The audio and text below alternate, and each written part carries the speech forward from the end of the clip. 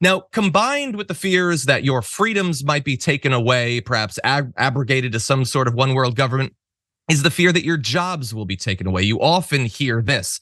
You have an example here, Representative Dan Bishop saying the far left expects you to lay your job down at the altar of climate change. Sure, they'll let you keep your job as long as it doesn't dare get in the way of their agenda. But between the two, it's your job on the chopping block every time.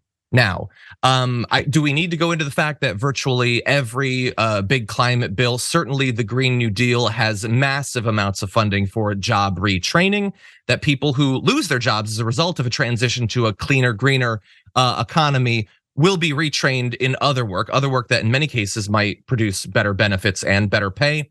But also bear in mind that this argument isn't even really reflective of the status quo, because as of 2021, there were already more jobs globally in clean energy than in fossil fuels. And the comparison gets even more ridiculous when you focus on coal jobs. They love to talk about how we need to save these coal jobs. There are barely any coal jobs as it is to be saved.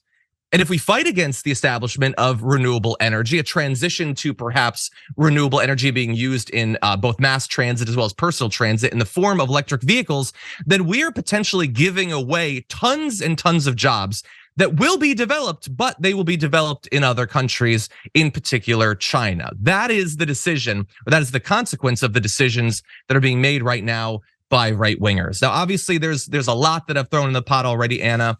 But what do you think about this argument that we shouldn't care about climate change because something jobs, something one world government?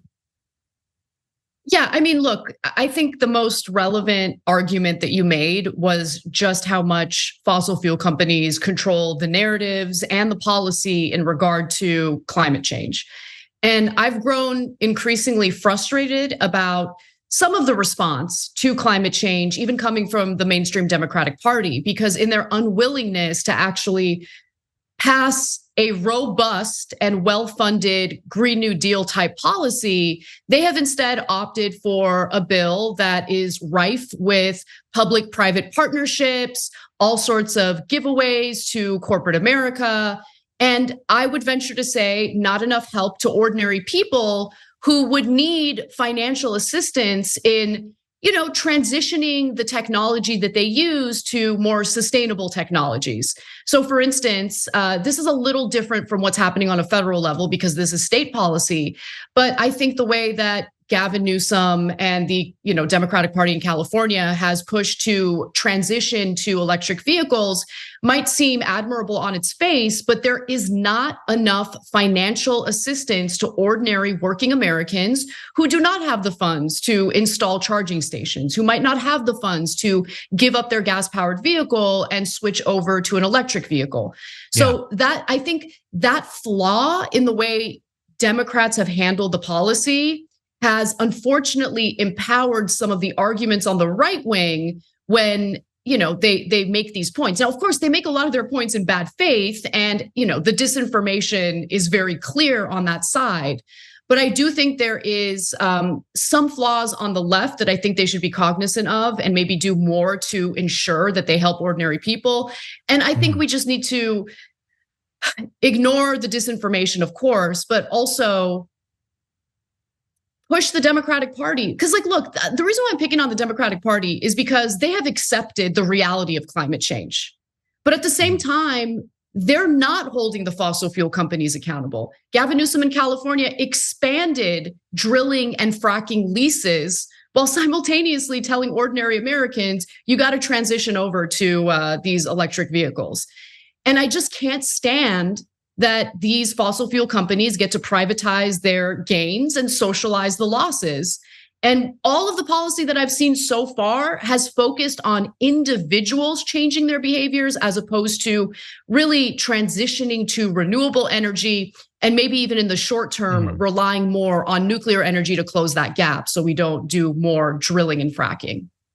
Yeah, well, look, I certainly think that is true of Gavin Newsom. I think that there's a version of that for Biden too. He passed his climate bill, but he's opening up, massive areas of the Gulf of Mexico for drilling, for new drilling. Even though they have all these leases already that they're not using. There's the Willow Project and all that.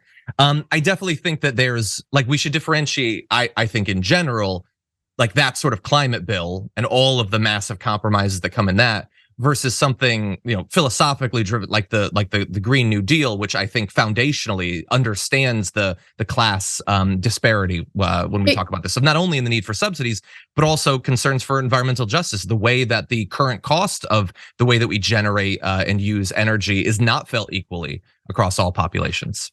Absolutely. Yeah, absolutely. I mean, the reason why I was supportive of the Green New Deal is because it was the most robust and comprehensive policy proposal that took into consideration the impact it would have on ordinary working people who simply do not have the resources to switch over to the technologies that we need to switch over to in order to accurately and, just accurately respond to the climate emergency. For more political news breakdowns, interviews, stories of activism, and me trying my hardest to care about the occasional big celebrity news story, subscribe to our YouTube channel at youtube.com/The Damage Report. And you can ring the bell wherever it is so you don't miss anything.